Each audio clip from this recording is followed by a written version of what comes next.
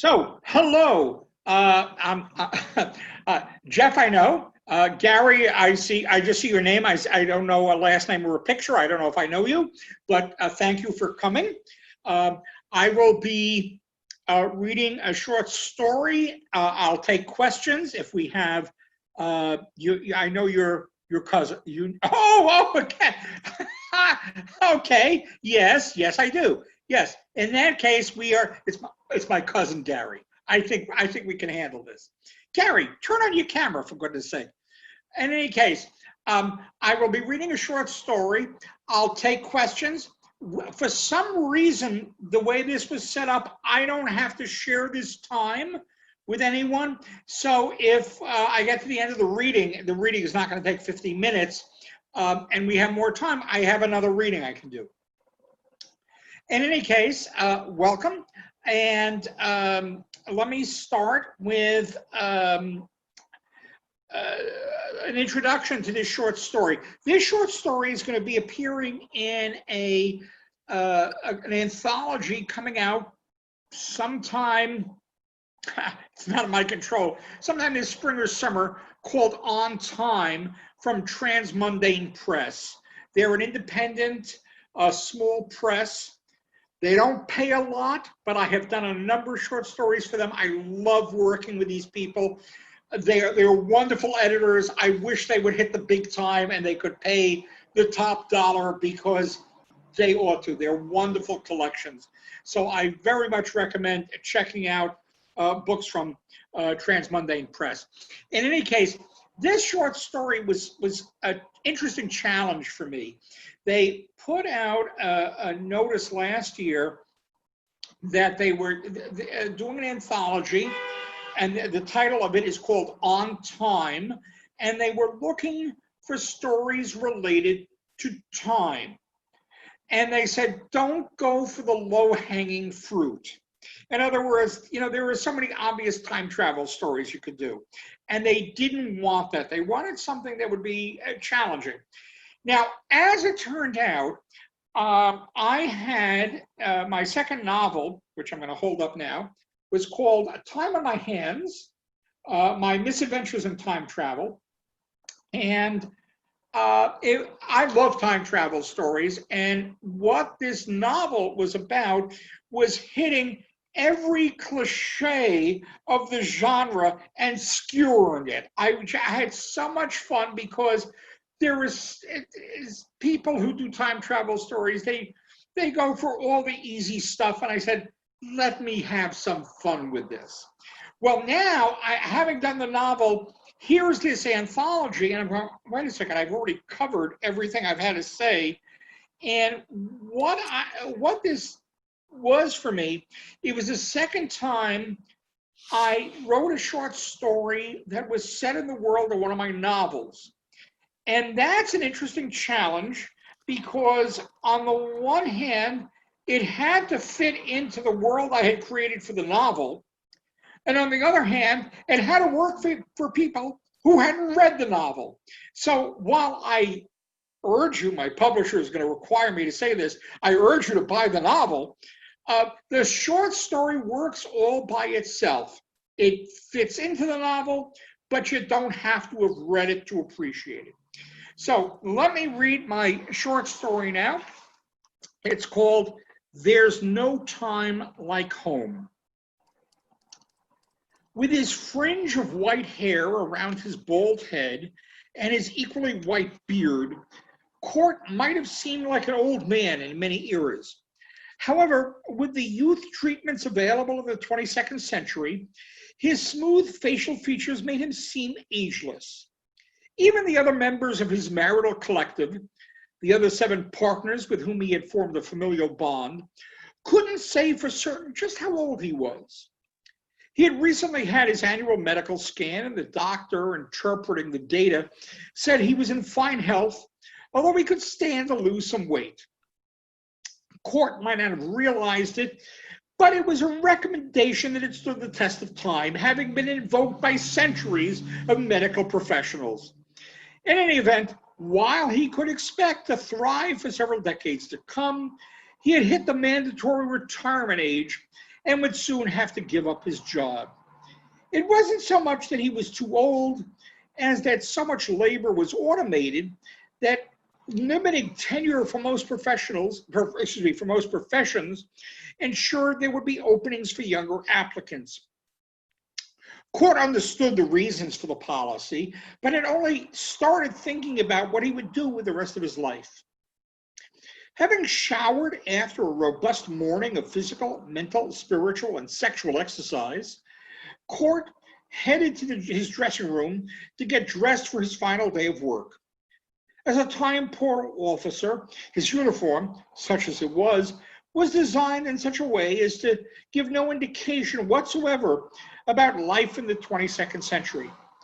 In his brown robe of somewhat coarse material, cinched by a cord tied around his waist, he had been told he looked like a medieval monk. A visit to the 7th century while he was a university student allowed him to see the model for his garb, and he could see why it had been selected. It was humble and nondescript, revealing little of his actual life and times, while also appearing non-threatening to the time travelers with whom he came into contact. That was important because it was his job to give them the disappointing news that they had traveled too far into the future and would not be able to get beyond the waiting room where he met them. According to the Price principles, derived by Wilfred Price, the father of time travel, the device used for temporal jaunts could be used to explore the past within certain limits, such as not going back to the same time more than once, which helped avert paradoxes. However, when it came to travel into the future, there were hard limits which Court couldn't fully understand but was bound to enforce. Any attempt to go beyond a century ahead from one's own time led you into a nondescript limbo where a temporal officer such as Court would genially explain why one could not do so and how such an action might void the warranty on the device. What he had learned in his training was that this was an iron law of time travel. A person simply could not go too far into the future. The theory being that this was a check on acquiring knowledge that might inalterably change the past. He knew that there were some things that could be changed, but this blocking served the purpose of keeping time flowing in the proper direction. Court went to the locker room at the Temporal Port Authority and removed all the devices that might have revealed too much to a clever visitor from the past. He then headed to the Guardian Lounge and awaited his first call. It wouldn't take long. They would usually get several visitors from the late 21st century on a given day, usually people who couldn't be bothered to read the user's manual before turning on the device. The limitation on future travel was spelled out in detail, but Price's design was so easy and intuitive to use that many people just charged up the batteries and took it out for a spin. Court had barely had time to settle in when he was pinged by the dispatcher. Court to waiting room B. Woman from 2077 attempting to skip ahead several centuries.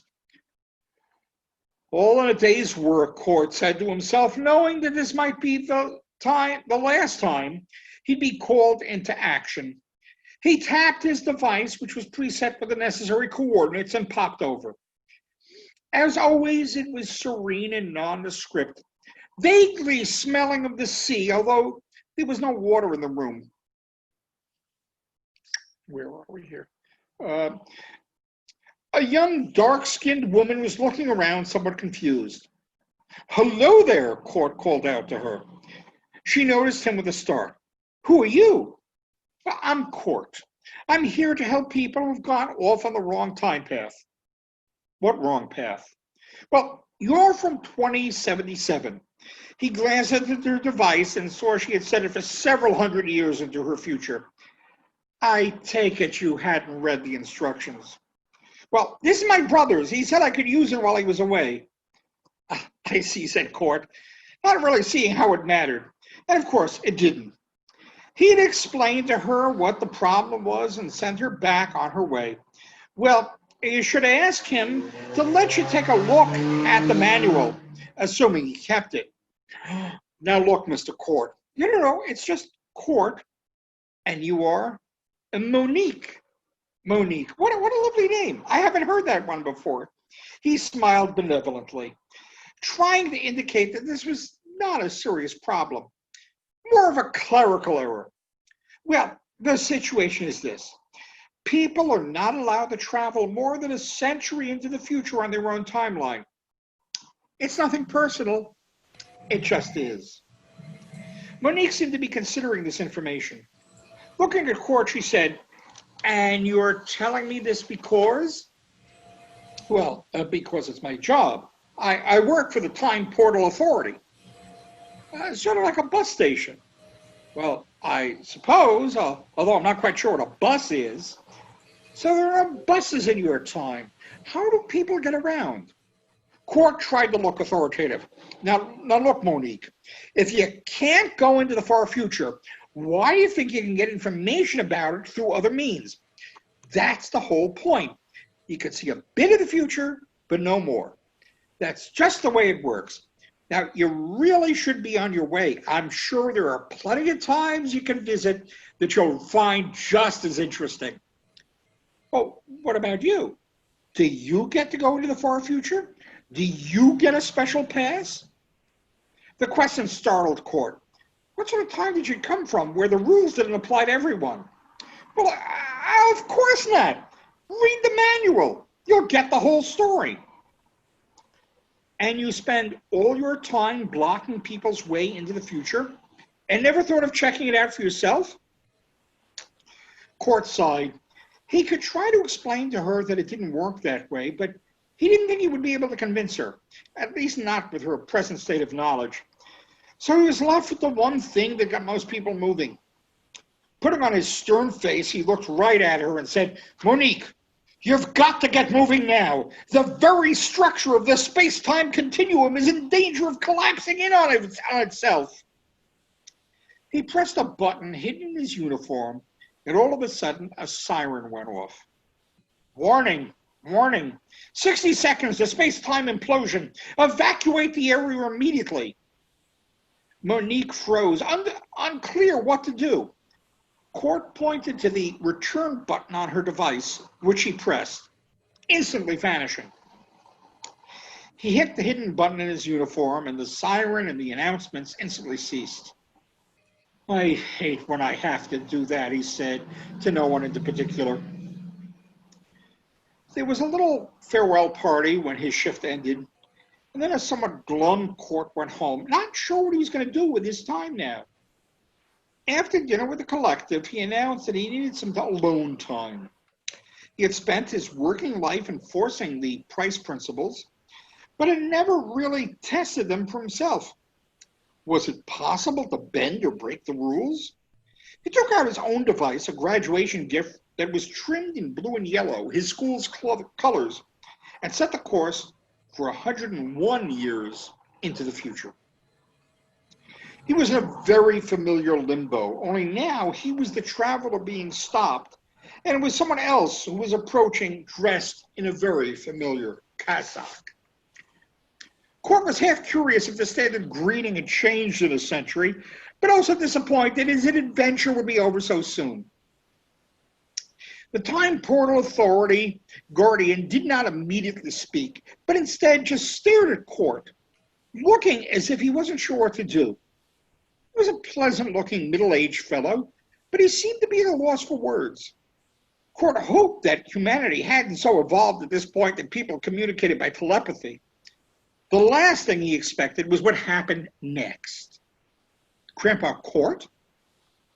It took a moment for Court to recover his own ability to speak. Finally, he blurted out, "Do I know you? Is it really you, Grandpa Court? I'm Garn, your grandson." "I don't have any grandson named Garn." The younger man took Court's arm and turned it to read the settings on his device. "Oh, I see what the problem is. I wasn't born until 20 years after the time you've come from. You haven't met me yet." Court didn't quite believe what he was hearing. Garn made a gesture and a couple of chairs appeared. "Please, Grandpa Court, sit down. I'm so happy to see you." The two men sat as the vague, not quite mist rolled around them. "You're my grandson?" "Yes, and we were very close. In fact, you inspired me to join the Time Portal Authority." Garn seemed to be tearing up. He took a deep breath and finally said, "What are you doing here?" Court sighed. I reached mandatory retirement age and didn't know what to do with myself, so I thought I'd see how far into the future I could get before I was stopped. Apparently the rules apply to everyone." "I remember you talking about this. You said every life should have a purpose. But when I knew you, you seemed to be at peace." There was a long silence between them, and then Garn stood. "Grandpa Court, give me a moment. I'll be right back." Court found himself alone as Garn winked out of sight, but he was back a few moments later. Such was the paradox of time travel that a person could take leave for what was only a moment to the person left behind, but it could be ages for what was only a moment to the could be ages for the person who had departed. Court looked up at his purported grandson and then noticed he was not alone. In fact, in short order, dozens of people arrived. They were of all ages, but they seemed to have something in common. "Grandpa Court," said Garn, "I want you to meet your descendants." Court stood up as the new arrivals came up to embrace him and announced just how far from the future they had come. It spanned several centuries. Court turned to Garn. I don't understand. How could you have gone so far into the future when I can't?" "Well, I can't either, but there's a loophole to the price principles that we prefer not to talk about. I can go 100 years into the future to one of my descendants and ask him or her to go a century forward to their descendants, and so forth, passing along the request that they travel back into the past to this time and place." Court took a moment to digest this. "We're not supposed to be able to discover much about what to come unless we disrupt the timeline. But if a group of people across centuries chose to communicate with each other, they could get around the limits." "Exactly," said a young woman who had identified herself as his great-great-great-great-granddaughter, Brix. "That's why this family reunion had to be carefully and quietly arranged." Court looked at her. "So I can't ask you what stocks I should be investing in that will pay off down the road?" A teenager from several centuries later burst out laughing. "You mean you still have capitalism?" "What's capitalism?" asked the young boy. "Is that like when my mother sends me text with the caps lock on?" The teenager turned on the boy. "You still have texting? What are you, from the 23rd century?" People, Garn shouted, commanding everyone's attention. "You all know the rules regarding conveying future information into the past. If you're more than a century or so ahead of someone else, it's not allowed." "I know," shouted a man dressed in a similar cassock. "The whole space-time continuum will be in danger of collapsing in on itself." This brought a roar of laughter across the crowd. Court turned to Garn and quietly said, I don't know what to say. I'm overwhelmed." "Grandpa Court, you don't have to say anything. You were a big influence in my life and that of other family members, and that influence was passed down through the generations.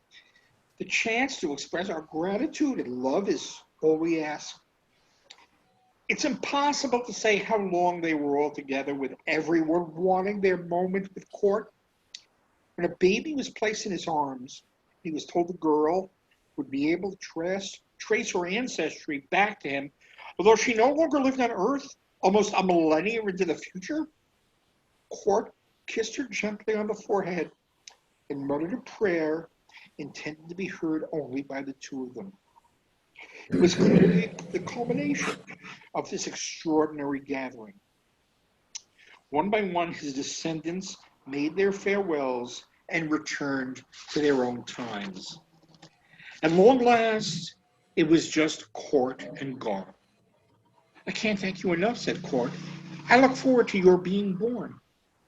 I don't think I'm breaking any rules by saying that we have some special times together.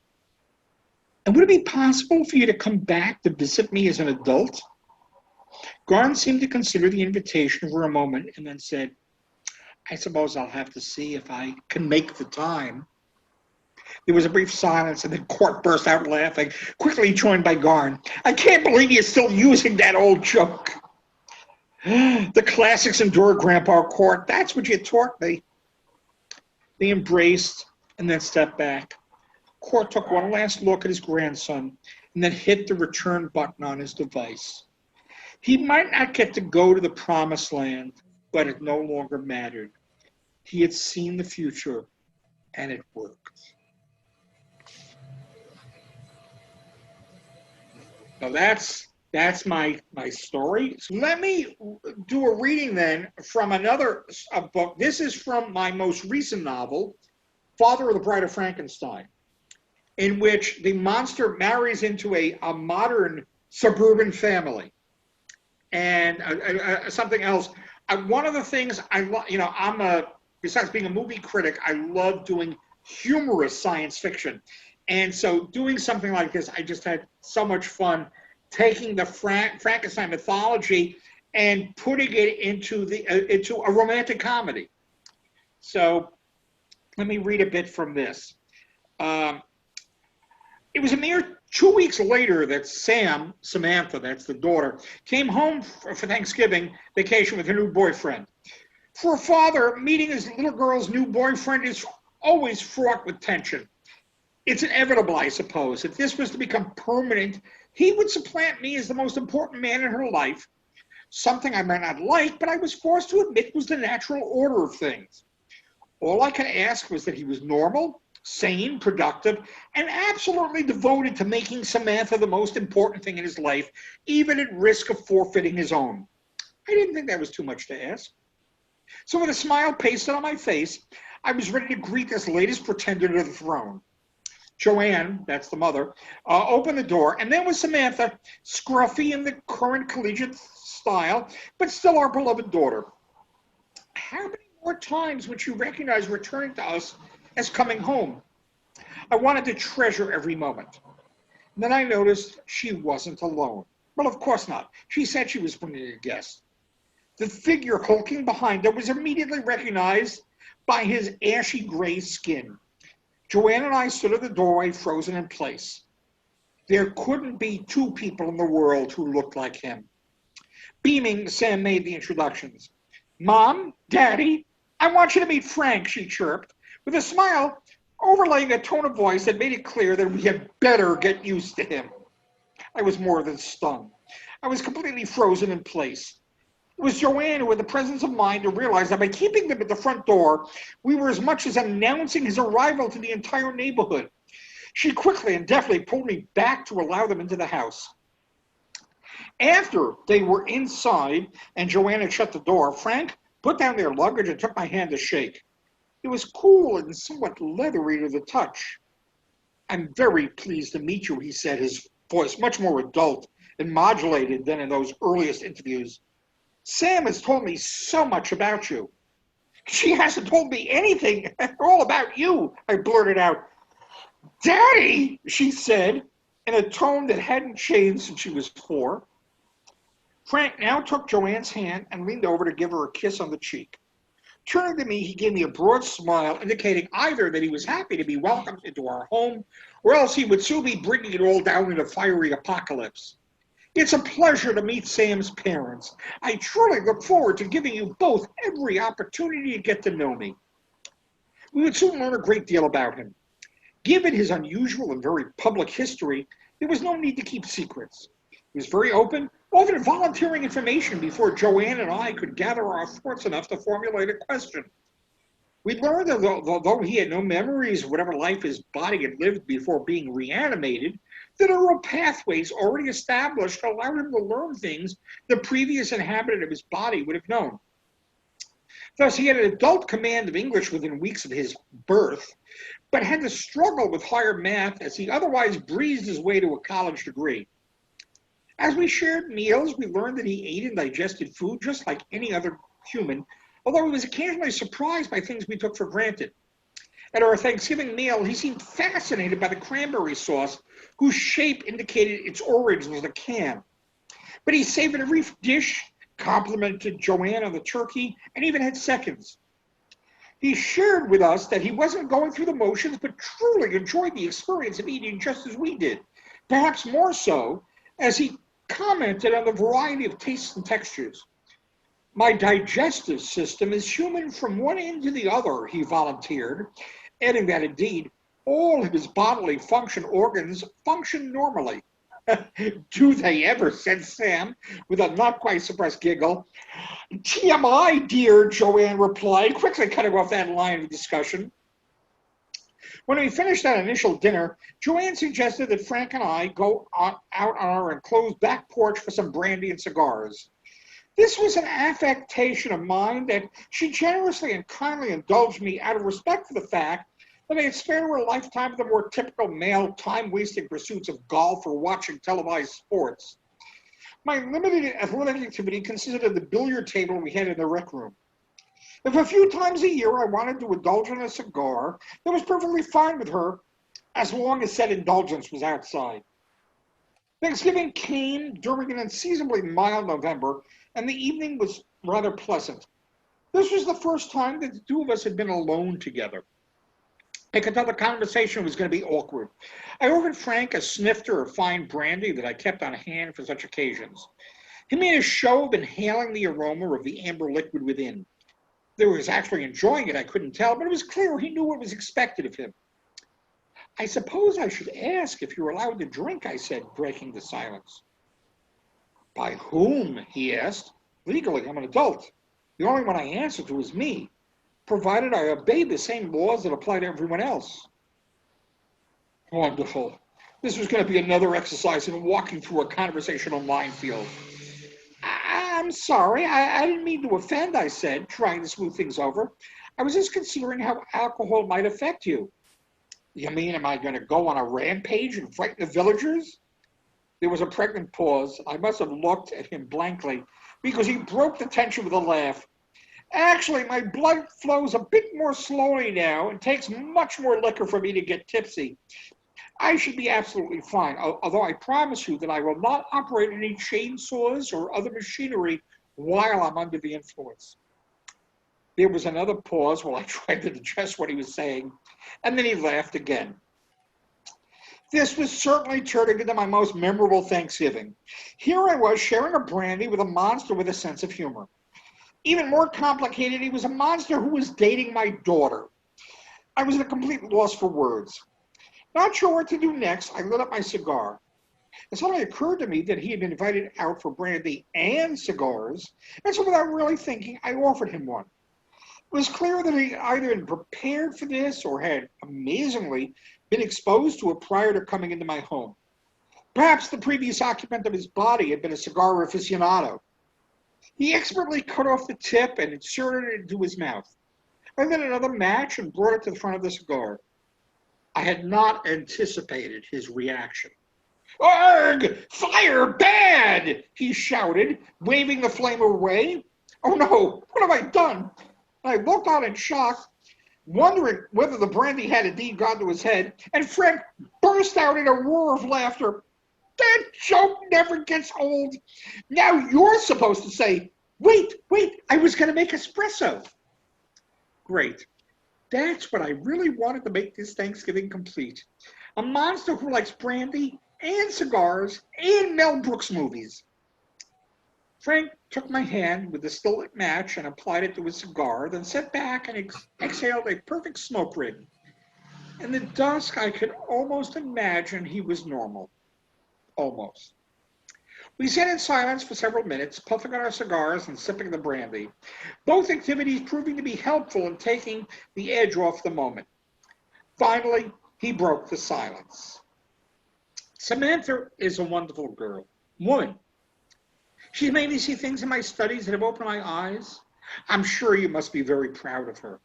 Well, now I have to admit it. You can never really go wrong praising a child to his or her parent. Feeling the warmth of the brandy, I relaxed and took in his praise. Well, I am. I always have been, I said, but I can't say I always understand her work. Tell me, how has she helped you? Frank paused as he wasn't quite sure where to begin, and then he just plunged in. My creation is arguably the biggest crisis in the field of bioethics. There's no avoiding it. Even after the court's decision was made to recognize my right to continue my new life, the experiments which led to my creation have remained universally condemned, and rightly so. Now, please understand, I have no desire to create a humanoid army to conquer the earth, no matter what you may have seen on the internet. Well, if it's on the internet, it must be true, I have heard. I think I was feeling the effects of the brandy myself. Frank chuckled. However, I don't think the experiments were entirely worthless. I'd like to establish rules to allow strict parameters for a certain type of tests. And Sam has shown me a philosophical structure can be used to do so without crossing over into those things. And here he paused dramatically. That man was not meant to know. Okay, I'm muted. I'm not sure I'm following, I said, taking another puff on my dwindling cigar for want of anything else to do.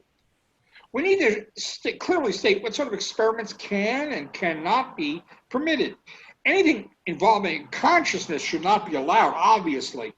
But what about body parts? I poured myself another touch more brandy, not quite sure where this was going and not sure I wanted to know.